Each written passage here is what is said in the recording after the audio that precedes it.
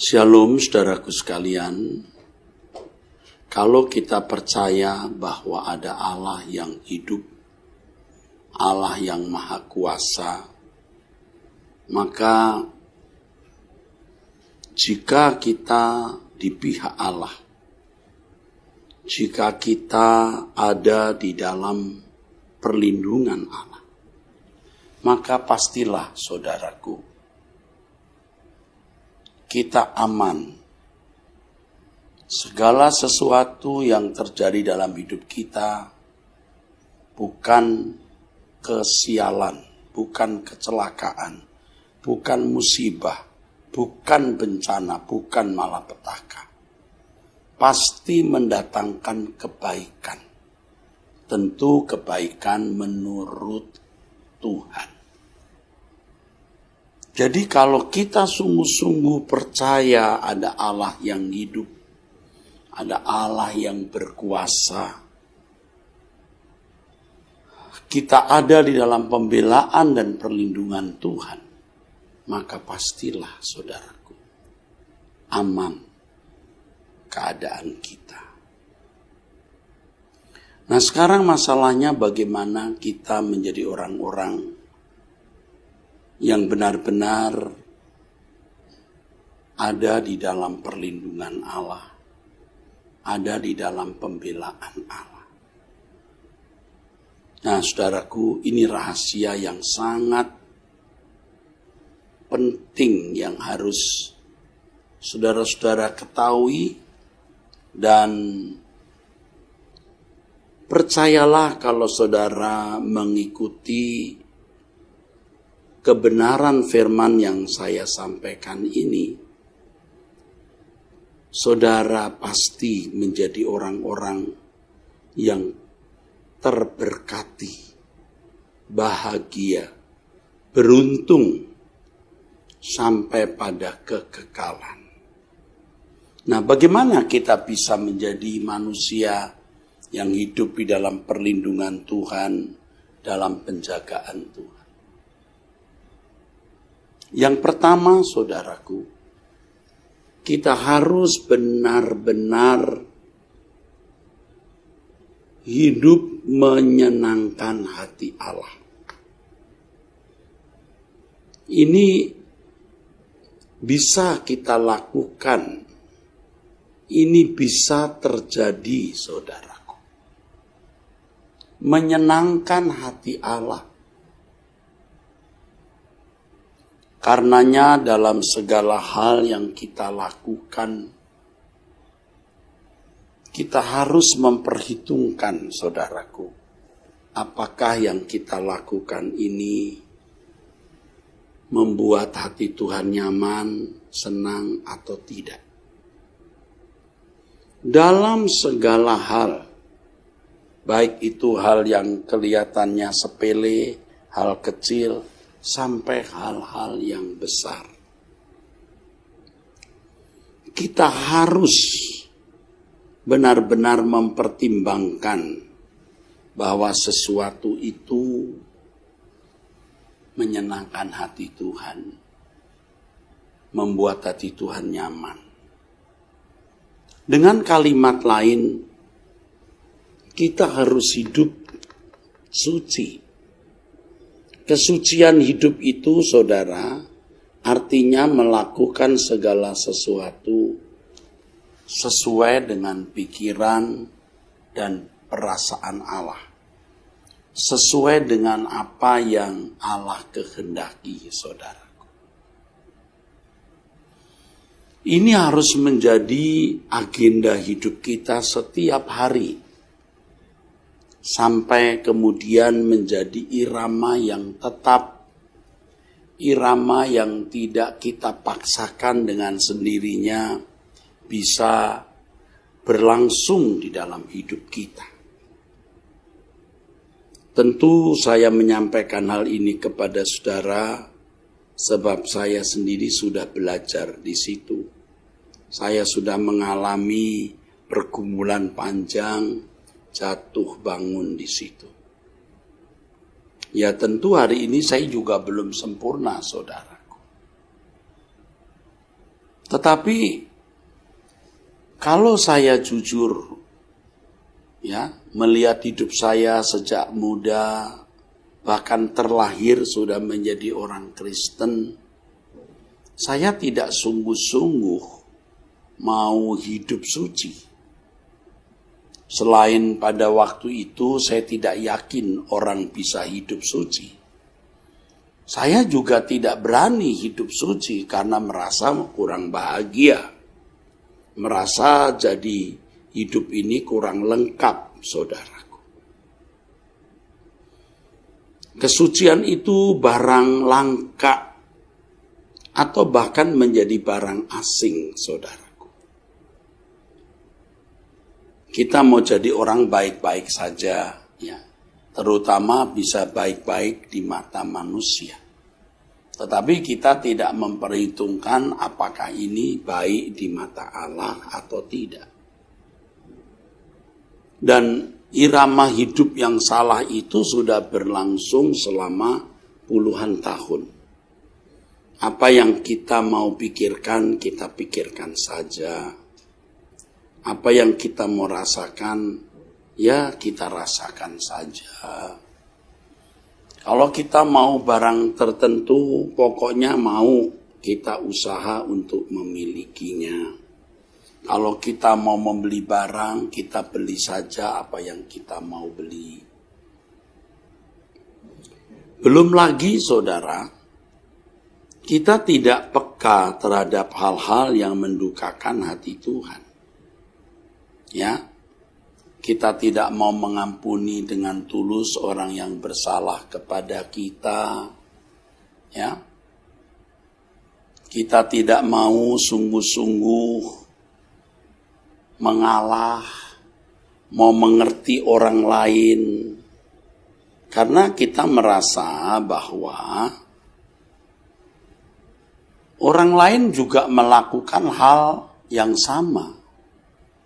Jadi jangan terlalu ekstrim lah, jangan sok suci lah. Padahal firman Tuhan mengatakan di 2 Korintus 6 ayat 16, aku akan diam bersama-sama dengan mereka dan hidup di tengah-tengah mereka, dan aku akan menjadi Allah mereka dan mereka akan menjadi umatku. Sebab itu keluarlah kamu dari antara mereka dan pisahkanlah dirimu dari mereka, firman Tuhan, dan janganlah menjamah apa yang najis.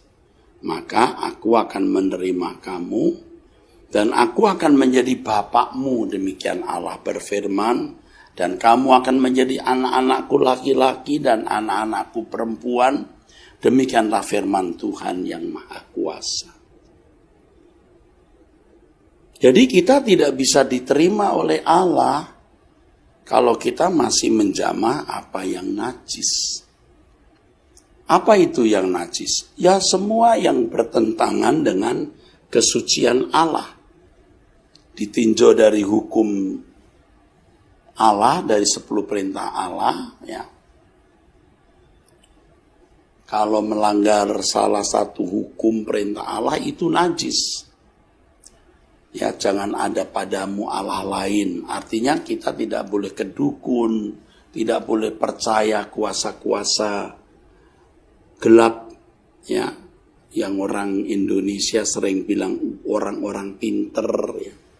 Itu bahaya kalau orang Kristen main di wilayah itu, terlibat di dalam wilayah itu, bahaya, saudara. Bahaya sekali. Tuhan menghendaki kita juga menghormati orang tua. Hormati orang tuamu. Anak-anak yang tidak menghormati orang tua itu najis. Walaupun orang tua adalah orang tua yang kolot, yang kadang-kadang orang tua kita itu mau-maunya sendiri, ya. Tetapi kita harus, saudaraku, menghormati orang tua. Kalau tidak menghormati orang tua, itu najis. Tetapi orang tua harus berlaku atau bersikap sebagai orang-orang yang layak untuk diberkati. dihormati.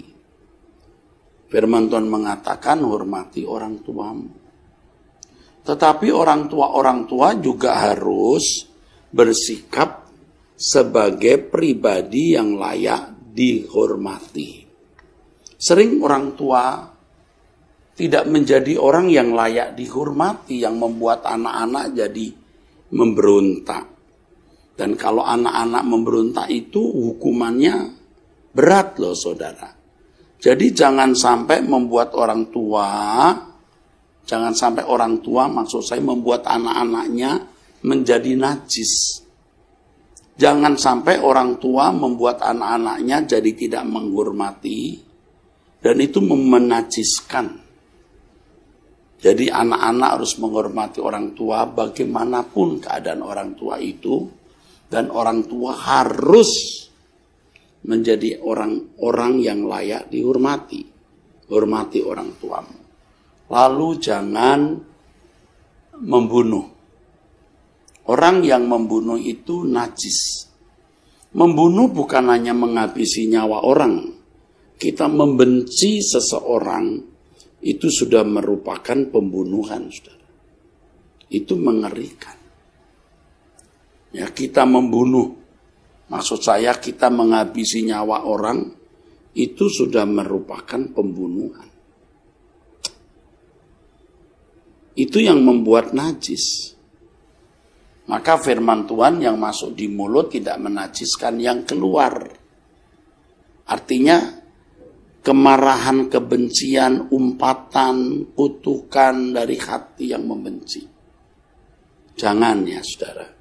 Walaupun kita disakiti, dilukai, ya, dikhianati, jangan kita membenci. Jangan berzina. Tentu zina bukan hanya melakukan hubungan badan dengan orang yang bukan pasangan, tetapi melihat lawan jenis dan mengingininya, tentu itu sudah merupakan perzinahan.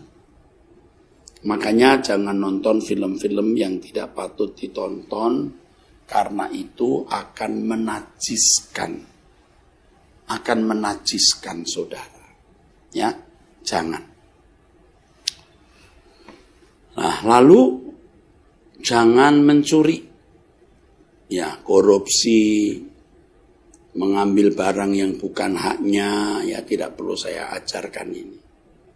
Jangan mengucapkan saksi dusta, artinya jangan bohong, ya. Lalu jangan mengingini milik orang lain.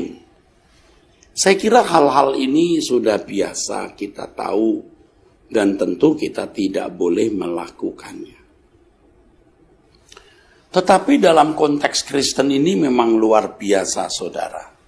Mencuri bukan hanya korupsi, lalu terang-terangan mengambil barang orang lain. Tetapi menciptakan suasana, menciptakan situasi di mana kita merugikan orang lain. Itu juga termasuk kita mencuri milik atau hak orang lain. Nah, kita minta hikmat Tuhan agar kita jangan melakukan kesalahan ini. Mengingini milik sesama itu juga berarti jangan mengingini apa yang bukan bagianmu atau belum waktunya menjadi milikmu. Nah, Roh Kudus akan menuntun kita, saudara. Kita harus takut akan Tuhan, sebab kalau kita masih hidup bercacat, hidup kita bercela, kita tidak layak menjadi anak-anak Allah. Kita tidak layak menerima perlindungan Allah. Keluarlah kamu dari antara mereka dan jangan menjamah apa yang najis. Itu jelas sekali, saudara.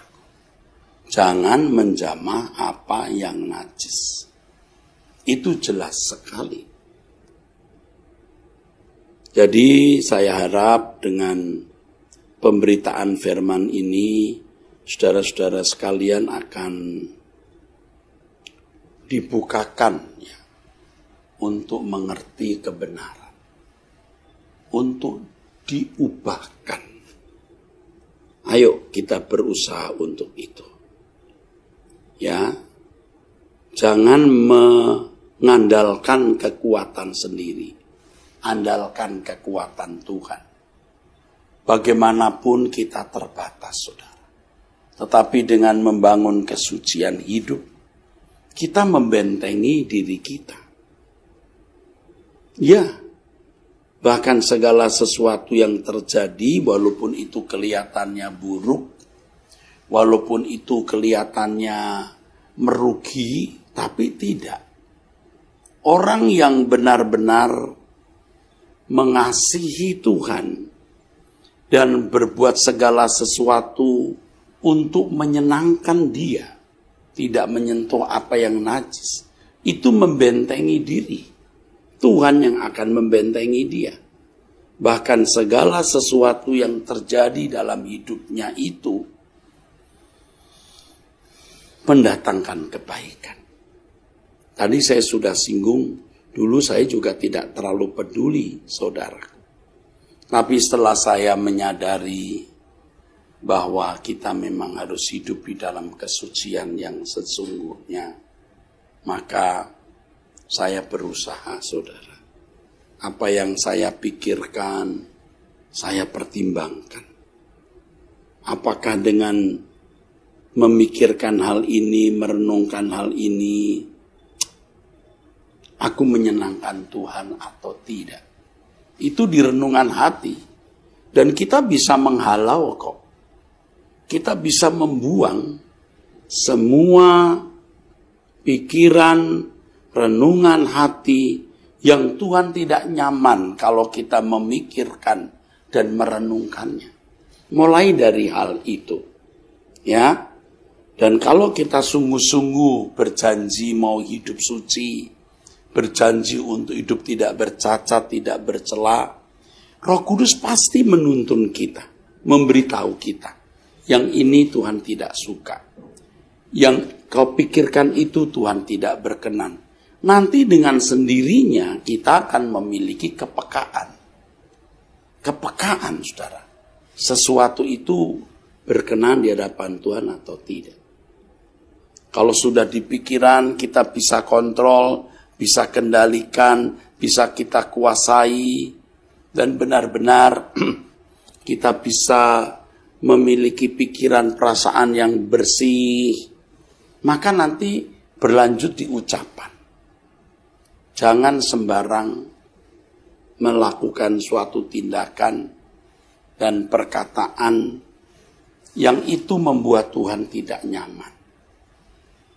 Coba saudara, berlatihlah dari hal-hal kecil di rumah, menghadapi pembantu atau asisten rumah tangga, sopir, bawahan, saudara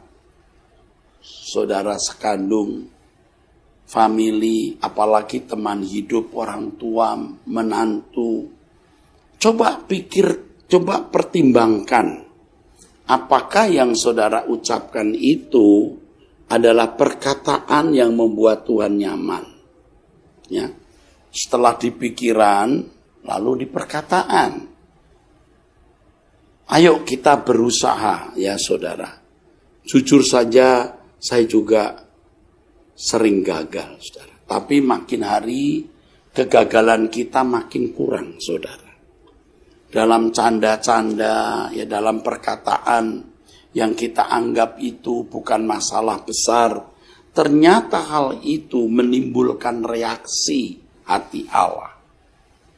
Ya, kalau sudah di perkataan, nanti di seluruh perbuatan kita mempertimbangkan apakah dengan melakukan hal ini kita menyenangkan hati Allah atau tidak.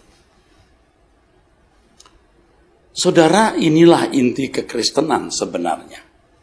Dari perjuangan dan pergumulan ini, saudara akan dipimpin bagaimana menjadi serupa dengan Yesus itu. Saya sering katakan, dan ini harus saudara perhatikan dan saudara benar-benar lakukan. Jangan muluk-muluk menjadi aktivis gereja. Ya. Jangan muluk-muluk menjadi pendeta. Ya.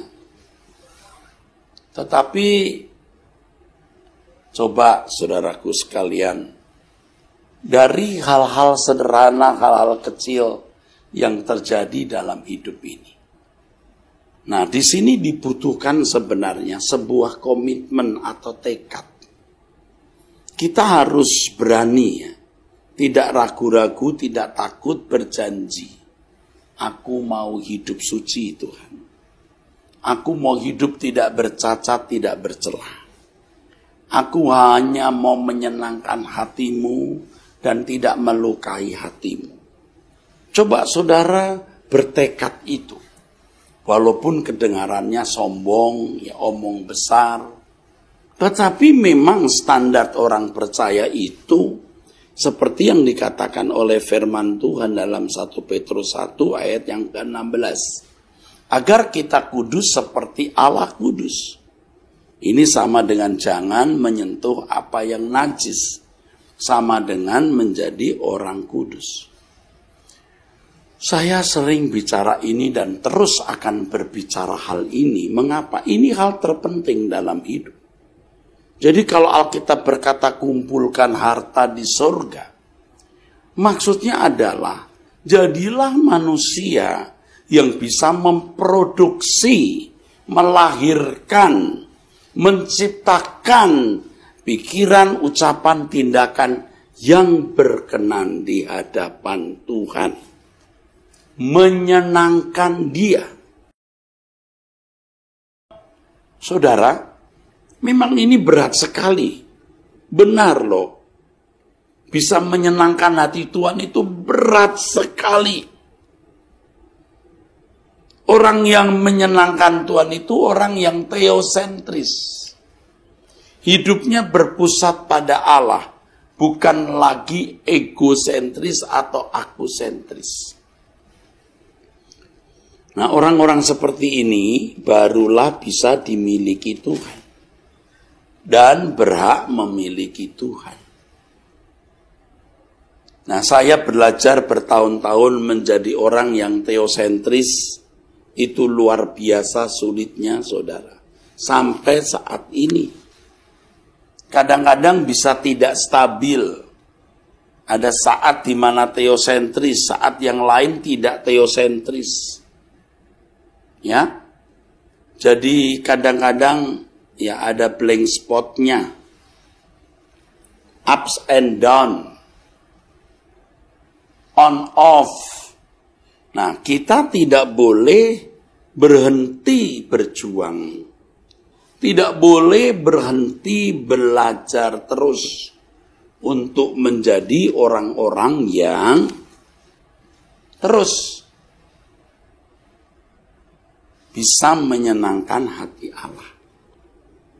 Saudara, sejak saya diubahkan Tuhan terus-menerus, dan saya sering mengatakan kepada sahabat-sahabat saya, ayo tiarap ya.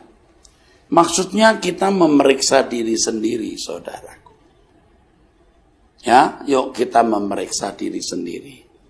Kalau bagi pelayan-pelayan Tuhan, kalau sudah sukses menjaga pikiran, perkataan, dan perbuatan, sehingga bisa menyenangkan hati Tuhan. Wah, itu pelayanannya pasti diubahkan Tuhan. Pasti berubah. Ya, pemberitaan firman yang disampaikan pasti menyengat. Dan disinilah orang bisa mengubah sesamanya. Maksud saya seorang hamba Tuhan bisa mengubah orang lain. Kalau dia sendiri tidak berubah, dia tidak mungkin bisa mengubah orang lain. Jadi jangan kita sombong kepada para pelayan-pelayan Tuhan. Jangan merasa sudah banyak ilmu, banyak pengetahuan, lalu merasa dengan ilmu, pengetahuan, dan kecakapan berbicara itu, dia memberkati orang. Dia bisa memberkati jemaat. Dia bisa mengubah jemaat, padahal tidak. Kalau saudara menjadi hamba Tuhan yang benar-benar menyenangkan Tuhan setiap saat, saudara dapat menulari orang lain.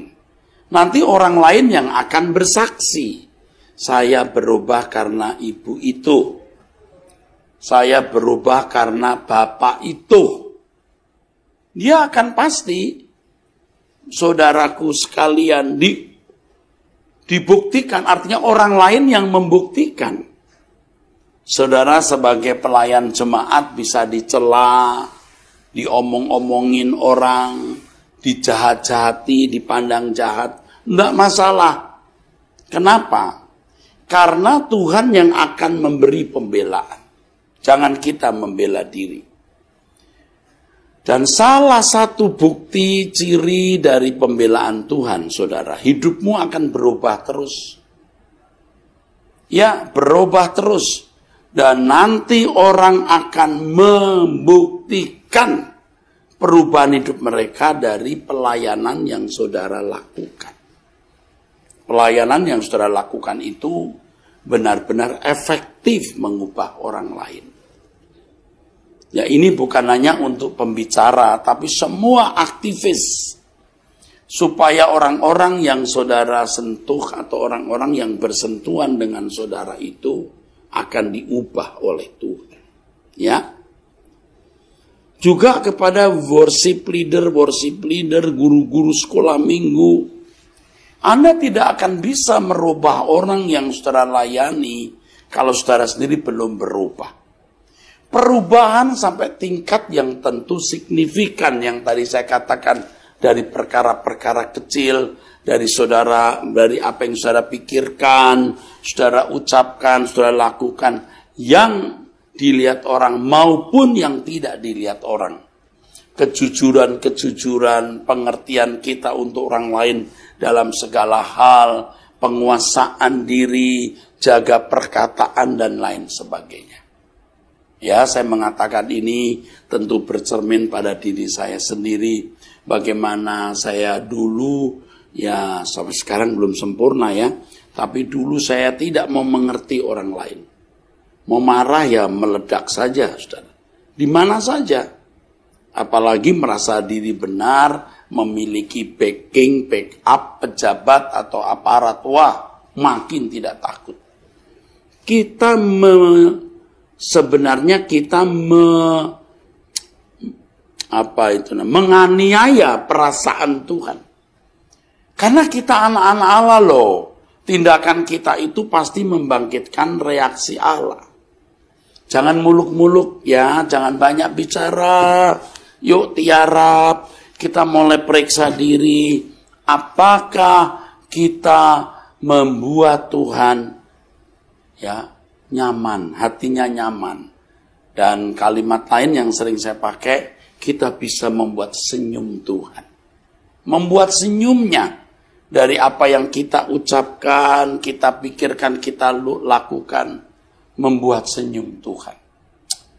Indah sekali. Itu luar biasa.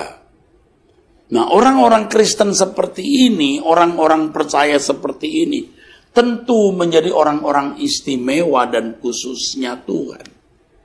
Itulah tujuan pelayanan ini, saudaraku. Maka saya pun juga mau berubah, saudaraku. Ya, saya juga mau berubah. Ya, saya juga mau berubah, saudaraku. Dari hari ke hari belajar berubah. Saudara jangan menunda ya untuk melakukan apa yang saya sampaikan ini. Jangan menunda. Saudara akan kehilangan kesempatan selama-lamanya. Kalau Tuhan berkata kumpulkan harta di surga, itu kan sebuah proses penumpukan, pengumpulan atau akumulasi. Jadi sedikit demi sedikit lama-lama jadi bukit. Sedikit demi sedikit lama-lama jadi bukit. Kita belajar dari hal-hal kecil yang kita pikirkan, kita ucapkan, kita lakukan. Yang kelihatannya sepele, yang kelihatannya sederhana. Tetapi itu selalu kita hubungkan dengan perasaan Tuhan. Tuhan senang tidak dengan tindakanku ini. Dan selalu kita memperhitungkannya. Selalu kita memperhitungkannya. Dengan memperhitungkan hal ini, Roh Kudus akan memberi kita kepekaan. Ya, apakah itu menyenangkan Tuhan atau tidak. Yang kedua, saudara, kita harus mengakui semua milik kita itu milik Tuhan. Jadi Anda lihat rumah, Anda lihat mobil, Anda punya uang, Anda punya deposito, semua milik Tuhan. Termasuk mulut dan mata kita ini, telinga dan tubuh kita ini, saudara. Ya. Dan jangan lupa ini punya waktu, ada jam tubuh kita ini, ya. Ada jam kehidupan. Akan berakhir semua ini. Dan semua yang kita miliki juga akan kita tinggalkan. Tetapi kalau sejak di bumi, kita mengklaim bahwa semua yang kita miliki, termasuk tubuh kita ini milik Tuhan. Maka, saudaraku, kita akan memiliki harta abadi. Baru kita bisa ikut Yesus.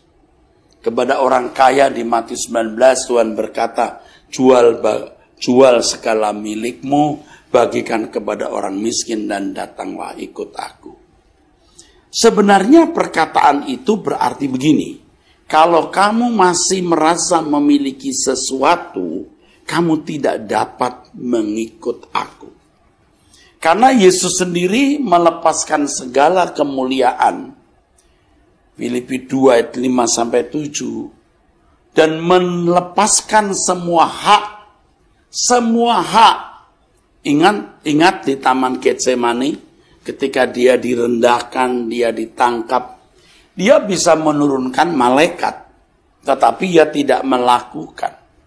Dia bisa turun dari salib, tapi dia tidak melakukan. Mengapa? Sebab hidupnya itu dia klaim menjadi milik Bapa.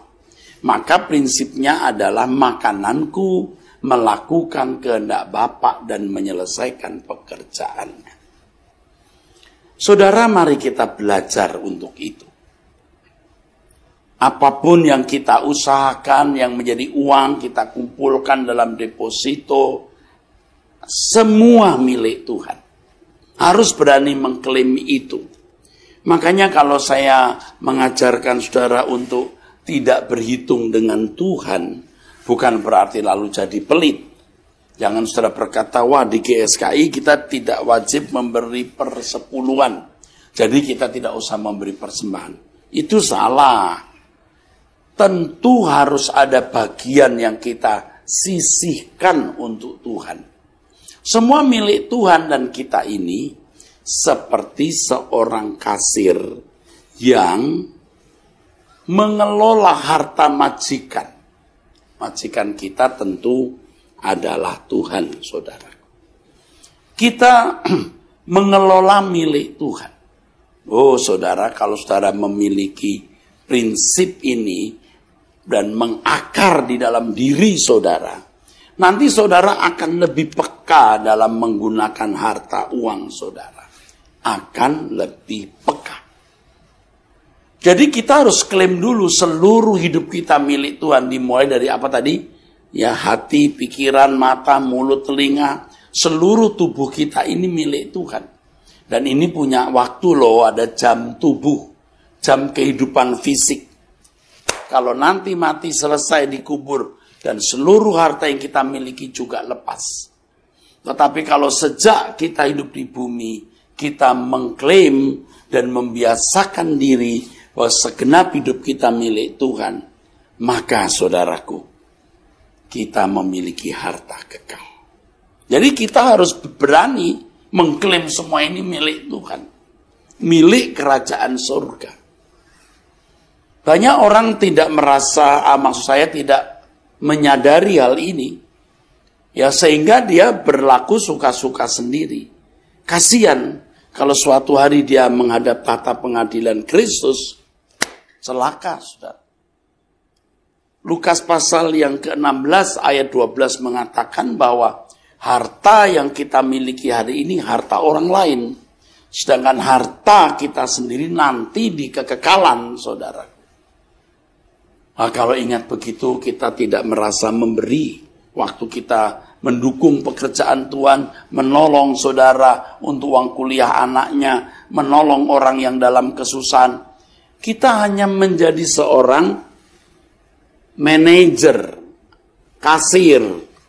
Dan yang kita kelola itu milik Tuhan, maka harus peka-peka mendengar suara Tuhan yang memiliki, yang empunya seluruh hidup kita. Akhirnya saudaraku, dengan kita mau menuruti apapun yang Allah kehendaki, artinya hidup suci, dan mengakui bahwa semua milik kita adalah milik Tuhan yang kita persembahkan bagi Tuhan. Maka yang ketiga, kita akan bersedia melakukan apapun yang Allah kehendaki. Melakukan apapun yang Tuhan perintahkan. Sebenarnya saudaraku bisa mengerti apa yang Allah kehendaki. Itu luar biasa. Yesus berkata, kamu bukan lagi hamba, tapi sahabat. Sahabat artinya saudaraku, orang-orang yang dekat. Sahabat itu orang yang dekat. Orang dekat itu artinya saudaraku, orang yang bisa sehati. Jadi kalau kita sahabat Tuhan, kita bisa mengerti apa yang Allah kehendaki untuk kita lakukan. Yesus berkata, kamu bukan hamba tapi sahabat. Hamba tidak tahu apa yang diperbuat tuannya. Tapi kalau sahabat, tahu. Dan aku beritahu kamu apa yang harus kamu lakukan.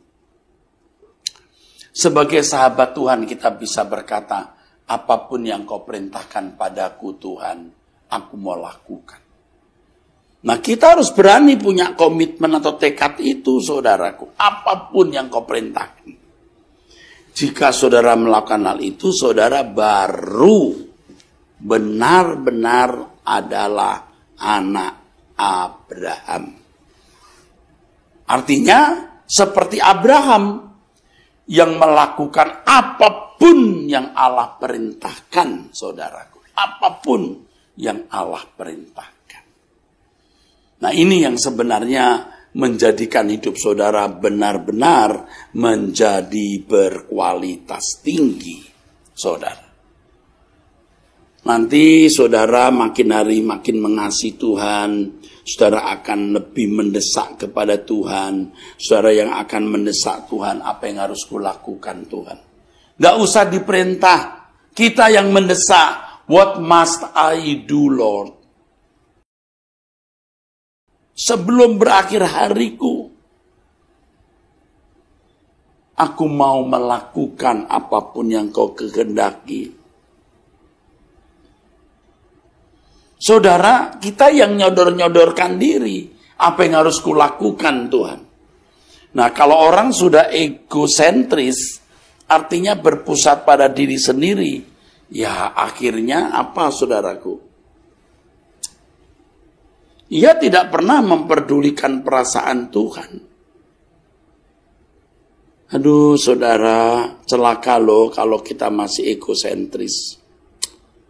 Aduh, saudara, kita harus belajar untuk teosentris, berpusat pada Allah. Dan itu jangan hanya menjadi teori, wacana, perkataan, diskusi, khotbah, atau tulisan buku. Tetapi alami, saudaraku. Karena Allah itu hidup, Allah itu nyata. Seperti di awal pemberitaan khotbah ini saya mengatakan, kalau kita percaya Allah itu hidup, Allah itu nyata, Allah itu ada. Saudaraku, betapa beruntungnya kita hidup dalam perlindungan, pemeliharaan, dan penjagaannya. Tapi siapa orang yang layak menerima perlindungan Tuhan? Ya tentu orang yang hidupnya berkenan, orang yang hidupnya suci, yang seluruh tindakannya menyenangkan hati Allah, membuat senyum Tuhan. Tentu mereka yang rela dimiliki oleh Allah dan mengakui segenap hidupnya adalah milik Tuhan. Dan mereka yang tentu bersedia melakukan segala sesuatu untuk kesukaan dan kesenangan hati Tuhan. Saudara, kita ada di GSKI ini, saudara, bukan hanya mau sekedar menjadi orang Kristen, tetapi kita menjadi anak-anak Allah yang melakukan kehendak Bapa. Ya, Kristen sejati perjuangannya bukan sekedar rajin ke gereja. Dan tolong para aktivis hamba-hamba Tuhan, jangan merasa sudah melayani Tuhan dengan baik hanya karena saudara ada di dalam lingkungan kegiatan pelayanan gereja. Tapi saudara harus merasa bahwa pelayanan yang sesungguhnya menyenangkan hati Allah. Dengan kehidupan suci, dengan kehidupan yang mengakui semua miliknya milik Tuhan. Semua milik kita milik Tuhan. Dan bersedia melakukan apapun yang Allah perintahkan. Maka saudara membuat benteng. Benteng perlindungan. Saudara telah membuka langit hidupmu untuk menerima pencurahan berkat Tuhan. Saudaraku sekalian, saya sangat berharap melalui pemberitaan firman Tuhan ini, saudara diberkati dan diubahkan. Saudara, dengan tulus saya mengajak saudara tetap setia di gereja di mana saudara beribadah.